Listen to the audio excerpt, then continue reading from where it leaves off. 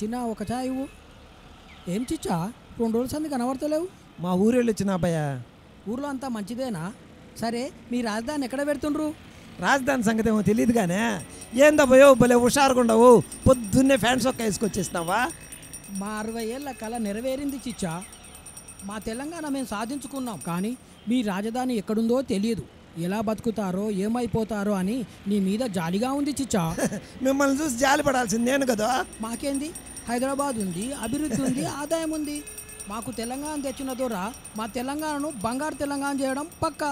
మాకు వనరులు ఉన్నాయి, పంట పొలాలు ఉన్నాయి, సముద్రం కూడా ఉల్లే. వీటిలన్నిటిని ఉపయోగించుకునే వాషింగ్టన్ అంత గొప్ప నగరం చేయడానికే మా పెద్ద ఆయన వారసుడులే. కరెక్ట్గా చెప్పారు సార్. మన తెలంగాణ బంగారు తెలంగాణ అవడం పక్క, మన ఆంధ్ర వాషింగ్టన్ కంటే గొప్ప నగరం అవడం పక్క. కానీ ఈ ప్రజలకు కాదు, మీ పెద్ద ఆయన కొడుక్కి, మీ దొరకి. మీ అమాయకత్వం కాకపోతే మీ దొరని, మీ పెద్ద ఆయన కొడుకుని నమ్ముతారా?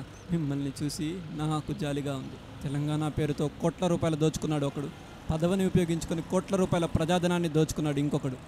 వీళ్ళకి ఓట్లేసి పవర్ ఇస్తే మీ ముందున్న అభివృద్ధి మీ కంటికి కనిపించకుండా దోచేసే కుటుంబం మీ దొరది. ఆయన ఇల్లు వాషింగ్టన్ ప్యాలెస్లా కట్టుకుంటాడేమో కానీ మీకు చేసేది మాత్రం ఏమీ ఉండదు. ఇప్పటికే రాజధాని లేక, నిధులు లేక, దిక్కులేని స్థితిలో ఉన్న మన ఆంధ్రకు కావాల్సింది తండ్రి పదవిని ఉపయోగించుకొని అక్రమంగా కోట్లు సంపాదించిన అవినీతిపరుడు కాదు. తెలంగాణ అభివృద్ధి ప్రజలకు చెందాలన్నా, తెలంగాణ బంగారు తెలంగాణ కావాలన్నా, ఆంధ్ర వనరులు సక్రమంగా వినియోగించి ప్రజలకు బంగారు భవిష్యత్తు ఇవ్వాలన్నా ఒక్క చంద్రబాబుకే సాధ్యం. ఆలోచించండి. తెలంగాణ నిధులని, ఆంధ్ర వనరులని ప్రజలకు అందించే గొప్ప నాయకుడు మన చంద్రబాబు. మన యాసలు వేరైనా, మన భాష ఒకటే, మన రాష్ట్రాలు వేరైనా మనమంతా ఒకటై సైకిల్ గుర్తుకు ఓటేద్దాం, అభివృద్ధిలో పయనిద్దాం.